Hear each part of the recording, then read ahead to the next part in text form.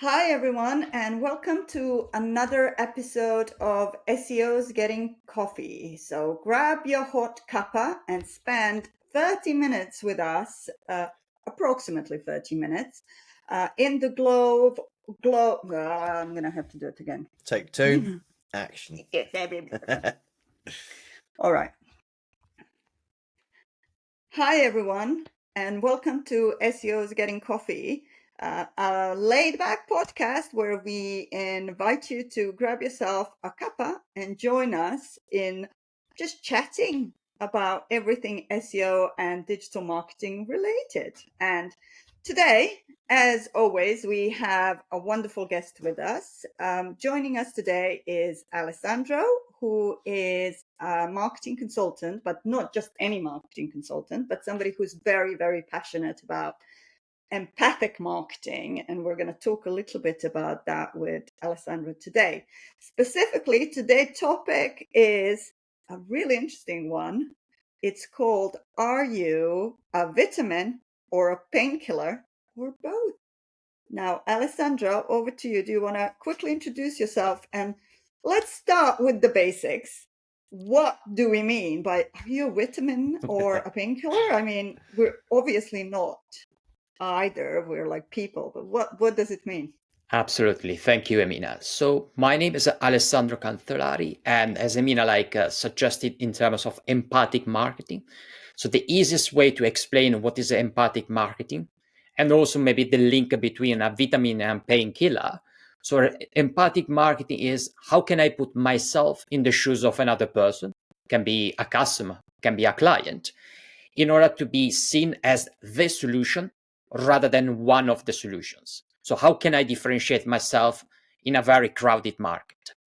So when you are a painkiller is a must-have, is something that I need to have in order to survive, while a vitamin is a must-have, is a supplement, something extra, which is not essential to go ahead with my daily life. And then we might look from more a psychological point of view, more a marketing point of view. But the difference between the two is something that I'm ready to buy or let me think about. If you're ready, is a must-have, is a painkiller. Let me think about is something extra, is a more a vitamin. And give us some examples. So can any company, any product be positioned as a painkiller or a vitamin? Or is it really about what you're selling? You know, kind of give us a few examples to really bring it to life. So every company, every professional can be perceived. So the key word is be perceived by the other person, a customer or client, as the vitamin or the painkiller. So let's say that, let me give an example. Let's take like Tom and maybe Bob. Both of them, they want to get fit and they want to go to a gym. So their intention is to go to the gym to get fit. But let's say that Gym 500, which is the name of the company, sell like a supplement. So both of them, they have the same intention to go to the gym to get fit.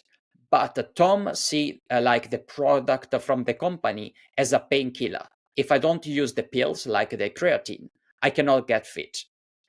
While Bob has the same intention to go to the gym, but he doesn't think that is necessary to have like the product from the company.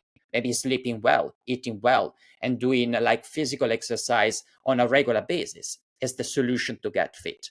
So the company, let's say like a Gym 500, is going to sell exactly the same product, but Tom see the product in a way, while Bob in another way. So one perceives as a vitamin, something extra, yes, it's going to help me as supplement to get fit, while the other say, I can't get fit if I don't use the product. So everyone can reframe the perception of for their product or service. They perceive as a must-have, something that they need to have, or something extra, which is a vitamin, and many people postpone their decision, their purchase. It's a really interesting thing that you've said now, and let me kind of play it back to you just to make sure that I understand where we're going with this. So you're starting, the way that you started is from your audience, kind of understanding how your audience, what are their needs? Are their needs a vitamin need? or are they a painkiller need? So am I right in thinking that ultimately, it's about understanding your audience and understanding what positioning, whether it's one or the other, and what messaging works with that particular segment? Is that the case? Yes, so everyone, as you said, can be a vitamin and painkiller. They only think that when people say, well, when I ask to a client, who is your ideal client? They give me like 5 different ideal clients. I say, we need to narrow down to one client because you need to really understand not at the, let's say, demographic level, the age, the gender, the size of the company. We need to more understand the identity level. So how do they want to be seen by other people? So what is the level of how they want to project themselves to the external world? Do they want to project something that is maybe painful? Oh, I cannot get leads every month. So that is very painful. It's more of a painkiller.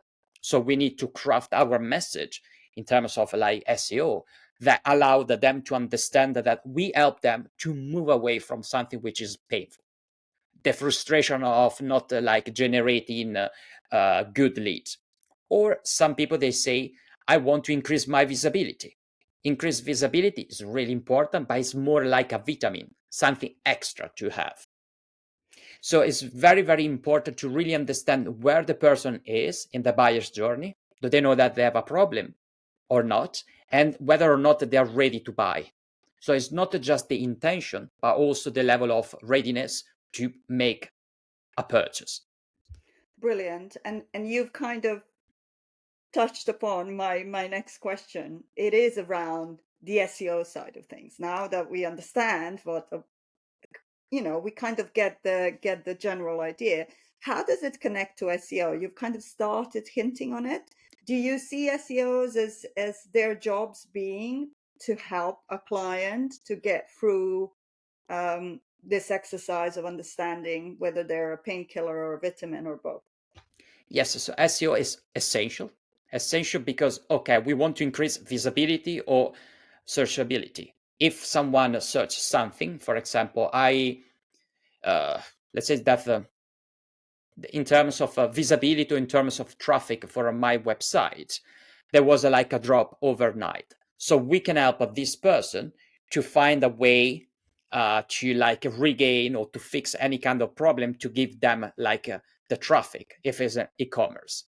So in that case, we need to craft the content, my suggestion from an SEO point of view, that is very not just informative, but very educational. We want to educate the person about the problem and about the solution. Then we need to select some specific keywords that they are more a vitamin, something good to have. I help you to, for example, increase the visibility for your website. That is a more a vitamin.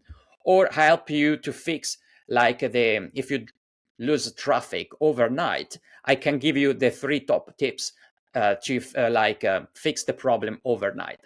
And that is more a painkiller because the pain of not having traffic, in particular if it's e-commerce, is really painful. So it's the function or where I see SEO is to craft a piece of content that is very educational and then change a little bit some keywords where the person feels more a painkiller, something that they feel the pain and you are giving the solution, or something which is good to have, like increase the visibility compared to fixing if you have a problem that your website is not generating traffic overnight. I suppose that yeah, so, Alessandro, that kind of applies to SEO agencies that are obviously or freelancers or consultants who are like trying to help clients and sell their services. Like whether you identify yourself as what's your painkiller service, what's your vitamin service, right? So you've got a mixture of different services that suit a lot of purposes, and I think if any SEO could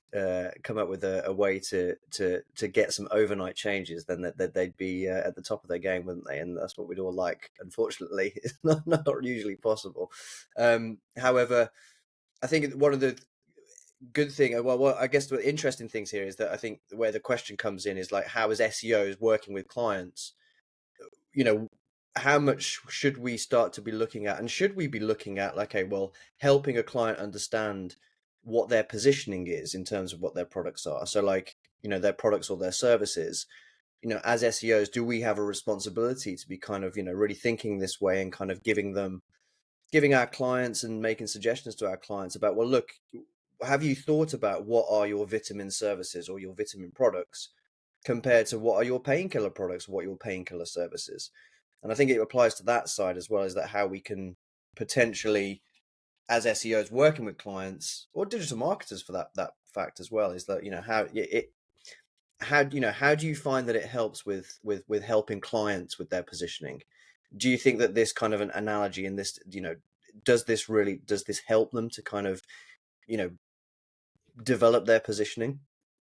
Yes, this opens, like your observation opens like a big variety of different options. So my suggestion is, if I give like a practical example in terms of maybe a sentence that sound more like a vitamin and one that is a painkiller, a vitamin can be like improve your ranking over time with SEO. Mm-hmm. And this is more like a vitamin compared to your traffic dropped overnight. Here, how to recover now. So that is more like a painkiller.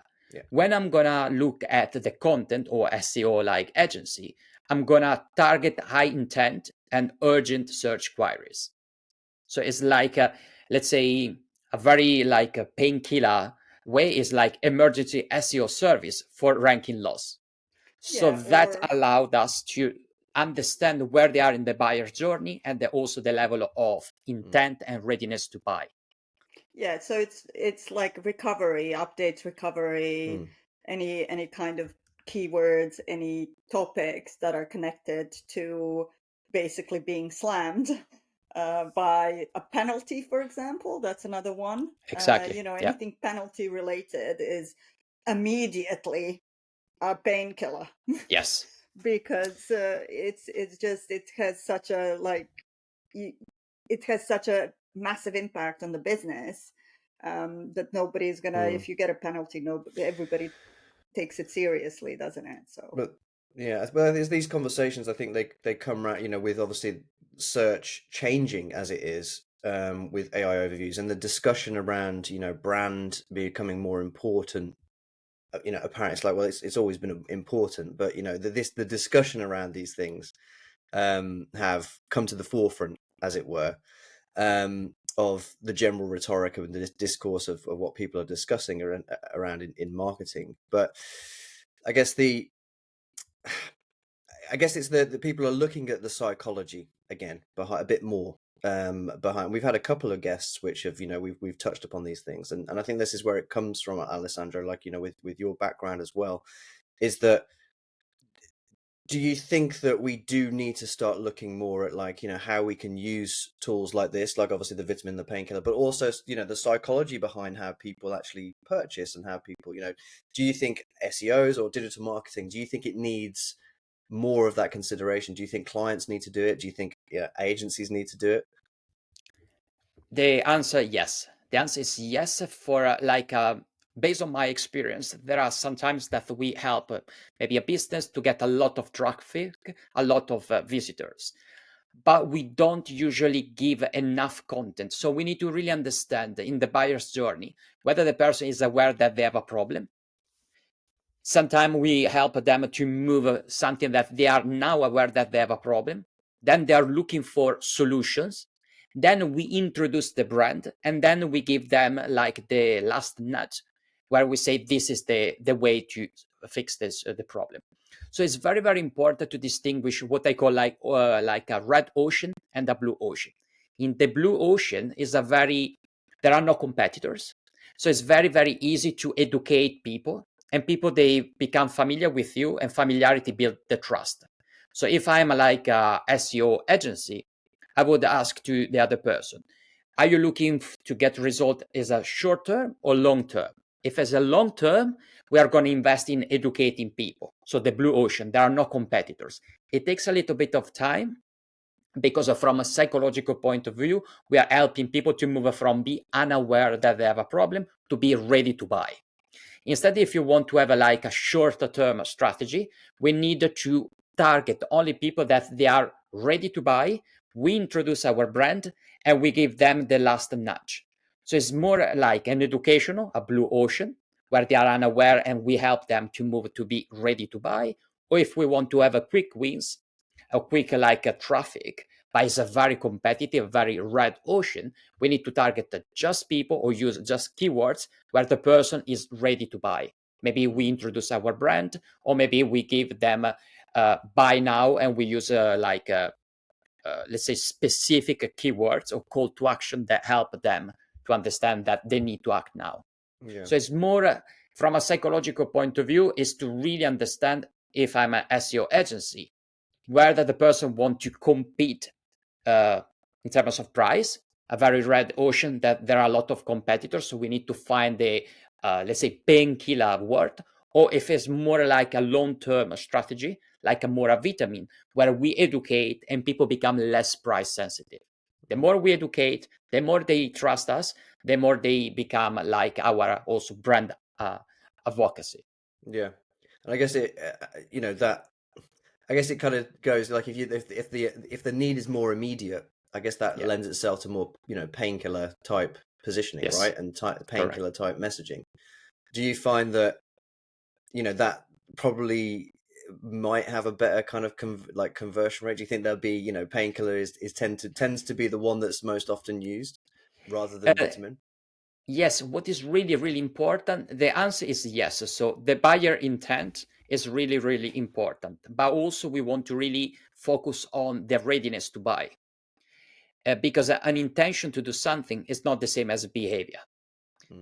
So when the person is ready to buy because they know the problem, they know the solution, they know your brand, which is more an intent to fix the problem, we need to move to the next stage, which is the behavior, the action. So that I think is the critical part, because we think, okay, now we use like a painkiller keyword and the person is ready to buy, they buy. But it's not like that. They need the extra nudge. And that is, I think, is the most important part. And where a lot of companies, I think they introduce the name of the brand or the brand too early. We need to educate the person before they take any action. And when they have the intention to change their life by your product or service, is not enough. We need to give the extra like a nudge, which is the most important or critical part. Yeah, and it's really interesting because a lot of the times what I've seen with clients, and this happens in marketing all the time, is somebody thinks they're a painkiller and they think that their messaging is painkiller messaging. However, actually it's not. The way that, and some messaging, I mean, can everybody be a painkiller? Like there's some industries and some sectors and some messaging that it's very difficult, in my mind, it's very difficult to make that essential.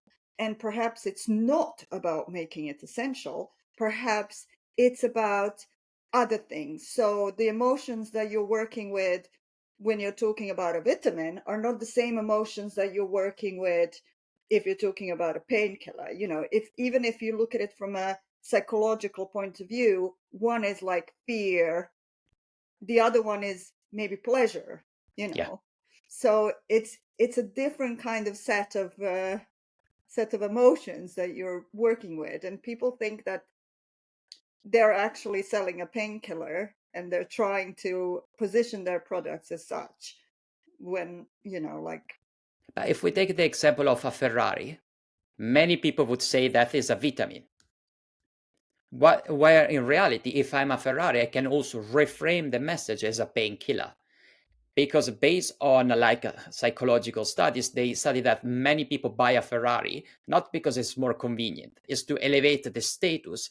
And there is a gap inside of them, low self-esteem, that allowed them, by having a Ferrari, to increase the level of esteem. So that becomes from a vitamin, good to have, because you can move from A to B with another car, to something which is painful because you don't get any attention from other people, and having a Ferrari help you to increase your confidence, your esteem. So we take exactly like a vitamin, because a Ferrari is a vitamin, and we reframe the message as a painkiller. Yeah, that's really interesting, because you are, that's what I mean. You're touching into somebody's confidence and somebody's fear and perhaps those negative emotions, to be able to position a product that's actually like a vitamin as a painkiller. I mean, you know how I'm all about kind of responsible marketing. That's a big one with us, and responsible LLMs.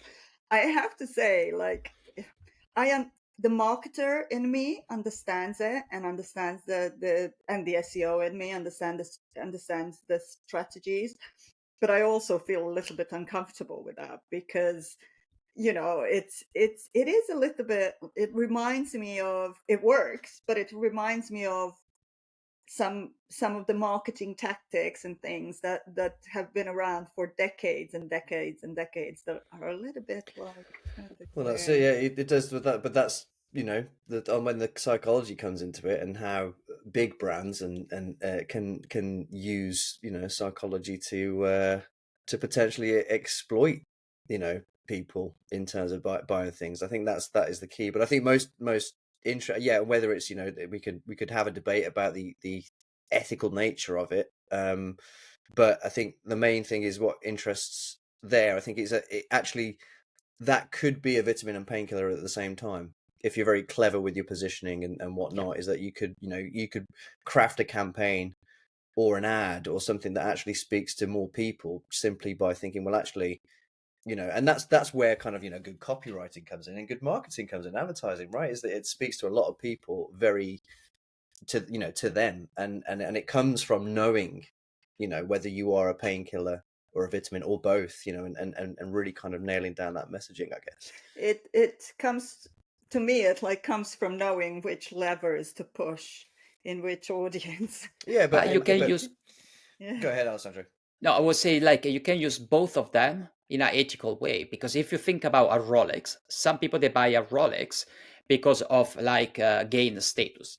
Other people, they buy a Rolex as like an investment, because there is no depreciation. So it's like a painkiller in that case. And there are a lot of studies that they explain that marketing cannot be manipulative, because if you think why people buy what they buy to like reach like something, or to move away from a pain, or to gain something. If they don't have this goal, they don't act. So a product or a service is the solution to their unmet need. We can't create a need if the person is not a physiological, is like psychological need. There is a difference between a physiological and a perceived need. Now I'm focusing on the perceived need. If I don't have a perceived need, and there is not an unmet need, I cannot create a new need. So I cannot manipulate a person. I'm just giving something that is the solution to something that they cannot vocalize as a problem. And I cannot change the mind. I know I can give like a very practical example that is a very personal. For a period of time, I got a lot of advertisement on YouTube for product for women, okay, for the menstrual circle. I don't have that problem. So you can give me all the reason why it's like very convenient, but you are targeting the wrong person. You cannot change my mind. So it's really, really important to really understand the other person, the problem that they have, and we are just giving a solution. But obviously we need to do in an ethical way. You, Alessandro, we could go on about this one. I personally disagree, so let's not get into it. If you think about it's an interesting discussion. But let's bring it back to SEO, because if you kick me off on a rant now, we'll be here for the next 3 hours. One of the questions that I had, and this is an interesting one, because obviously you came to Semantics and had, which is our event for Brighton-based digital marketers. So if you haven't checked it out, everybody, please check it out. Semantics, we do them every quarter. We try to do them every quarter. And you came and you spoke about this very topic, and it was really engaging. And one of the things that really stuck with me that you said is be the painkiller of today and a vitamin of tomorrow. So can you explain to us, what do you kind of mean? Yes. So if we look at the concept of a painkiller and a vitamin, if there is like a problem, let's say a penalty recovering, fixing like the Google one. So the penalty that causes traffic to drop overnight, that is a painkiller. So if a company can solve like a painkiller or give the painkiller to the client, which is like a urgent need compared to maybe like something good to have, when is going to be the time to have something extra, like maybe a website speed improvement for better user experience, which is not a must have, but is a good to have. When we save the life of the person, we make the person sleep overnight because we fix like a painkiller problem. When is going to be the time to do something which is good to have extra, we are going to be the solution. So it's very, very important to look at what I can solve today as a painkiller and having like a vitamin ready. Then when the person is ready to buy something extra, we are the solution because we made feel them relaxed. And again, why empathic marketing is important? Because we put in the shoes of the other person and we look at the emotions that a person can experience before and after having worked with us. If we solve a problem and now they feel from frustrated to confident, when is going to be the time to have something extra? This transformation from be frustrated to confident allowed them to recall our brand name and do business with us. It's like creating a recurring business. That's brilliant. Yeah. That's what I was thinking. It was so interesting to hear that, and you've like hit the nail on the head. I love that kind of transition into from a painkiller first and then into a vitamin. The other question that I had was really about, does it work the other way around in terms of positioning and search? Now, let's say you have a brand that has positioning A, and a lot of their messaging is, let's say, as a painkiller, but then they look at their search data, they look in Google Search Console and other kind of tools, and realize that actually what people are looking for when it comes to their brand is not actually a painkiller. It's kind of more of a vitamin thing. Do you think that the way that the audience searches can have an impact on the company, the way that it starts positioning itself? Should you, or is it both ways, really? You kind of try a message and then you see what resonates, what doesn't. How do you see search behavior influencing your positioning? Yes, if we look at maybe if they're looking for an information, is like an information search or an educational, is more like a vitamin. So in that case, it's very easy to move from a vitamin to be perceived as a painkiller because we can give us something that is an informational piece of content. We educate them. They are not ready to buy, so it's more like a good to have. And then we can introduce a painkiller. But at the same time, we can do the other way around. If I'm ready to buy and I put like the name of the brand and like a keyword like buy now or nearby, that is more I'm close to buy. We can also offer in the future something which is a complementary product or service, which is more like a vitamin. So you can work either ways. But what is really, really important is to really understand, do I want to be perceived as the main, let's say, business as a painkiller or a vitamin? If it's a painkiller, then you can translate into a vitamin by giving extra things. Or if you are a vitamin, you know that you can also sell a painkiller in the future where the person becomes less price sensitive. So what I think is the key is that with a painkiller must have, they become less price sensitive. So you can charge more because you also give them something which is based on speed, for example. Why when it's a vitamin, they are still very price sensitive. But if you work in the right way, you can also sell something when it's something that's urgent for them. So you can work either way, but you need to really understand, I want to be perceived as a vitamin or a painkiller. I'm a Ferrari. I think I want to be a vitamin. But I know that as a painkiller, I can craft the same message, or I can have the same product, craft a different message, and be perceived as a vitamin. So it's very, very important to start with one. It's interesting that, I mean, one of the things that I've been thinking about is coming back to LLMs and more conversational search. And one of the things that people and the companies need to understand is what is their positioning in LLMs and also in conversational like AI overviews and things like that.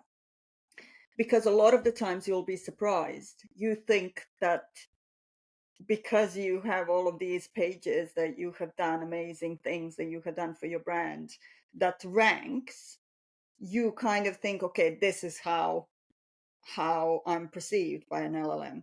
When actually it's not like that's not the case. A lot of the times it isn't the case, particularly if you're just looking at training data and you're not using RAG, to ground your response. I know most of them do use RAG by default now anyway. But it's really interesting because it kind of shows, and that's what I'm interested in. If I find out these are the keywords that are associated with my brand in my Google Search Console, this is how an LLM sees me. Yeah. So I've asked a few questions to see how they see me. I wonder whether sometimes it's about listening to how you're perceived by essentially your audience, because the LLMs and search and all of that, it's influenced by behaviors of your target audience. So perhaps that can lead you to kind of question your positioning, whether what you thought your positioning should be is actually not really what the market needs and what the market is looking for. So it's an interesting, I mean, we could go on forever, I think. I can share with you, like, in a couple of minutes, my suggestion. Do it. So there is like the difference between synthetic data and raw data. So the raw data is what we can get from maybe a website, and the synthetic data is what we can create with AI, generative AI. My suggestion is to create something with a generative AI, like synthetic data, based on how like LLM they see you, and then we need to test with real people, the actual clients, because there are like emotions, intuitions that AI cannot replicate. That is the reason why I think AI can help us but cannot substitute us, because the feeling, the emotions, in particular the occasions where people buy a product or service, there is no context for AI unless we give all this information. So testing, A/B testing, based on raw data or based on synthetic data is my biggest suggestion. Because at the end of the day, it's not AI that is going to buy our product or service. It's the human being. So we want to test with them. And we don't want to heavily rely on AI.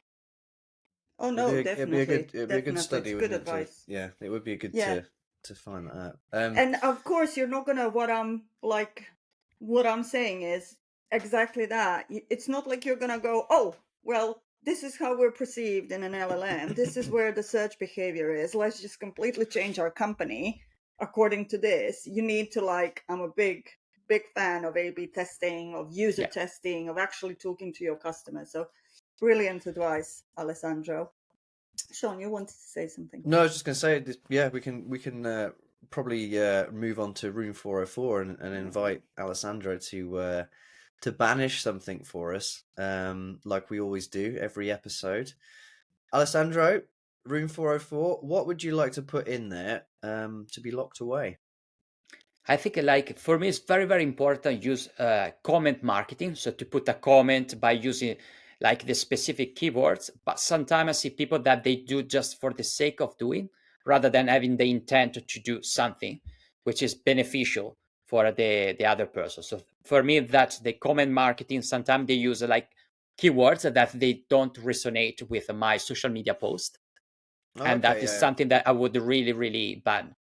A practical example, I was running a workshop here in Brighton in person, and the person from the US said, I'm looking forward to attending your to knowing more about the topic when I'm attending your event. You can't attend the event, so it's something that you are using like a comment for the sake of writing something rather than for the sake of adding value with your comment.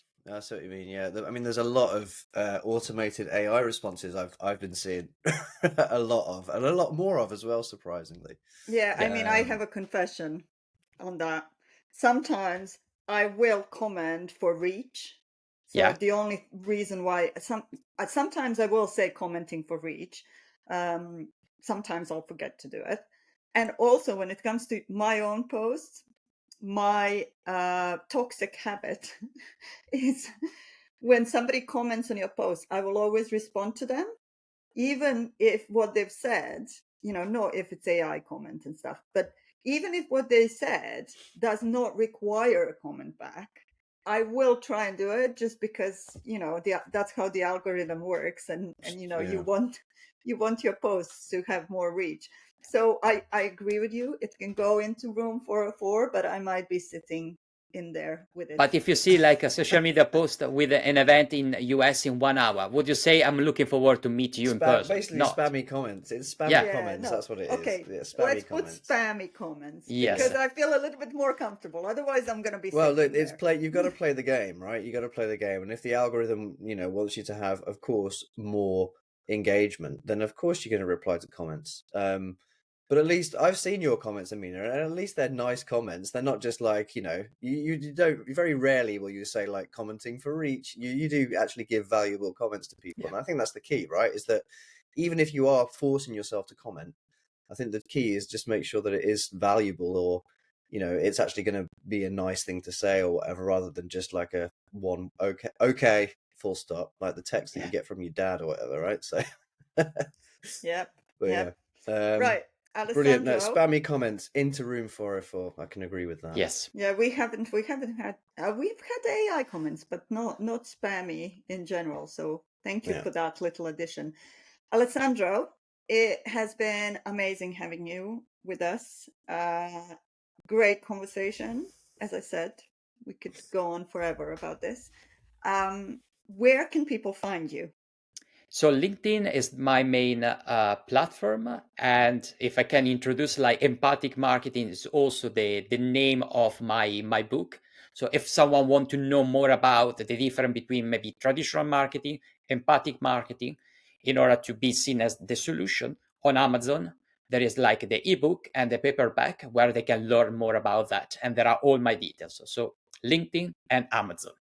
Brilliant. Well, thank you so much. Thanks so much. Please, everybody, do. And Alessandro does come to Semantics as well, so he's a frequent guest whenever he can make it, as are Emina and I, obviously because we help organize it. But you can find us there. Choice. It's a good place. So if you are in Brighton at any point, please do come to Semantics and say hello. Thanks everyone. Thanks, Alessandro. Thank you, Emina. Thank you, Sean. Let's not forget, we need to call to action. Call to action it at the end. Comment, like, subscribe, share. What's the hit the bell? Hit the bell. But not bell. spammy comments. Only no comments that add value. Yeah, exactly. No hopefully I bet we get loads of spammy comments on this video now. Yeah. Right. We're Thanks, asking everyone. for it now. I'm gonna spam it. You're gonna spam it. Thanks, See you later, everyone. Thank you very much. Thank you, everyone. Bye bye.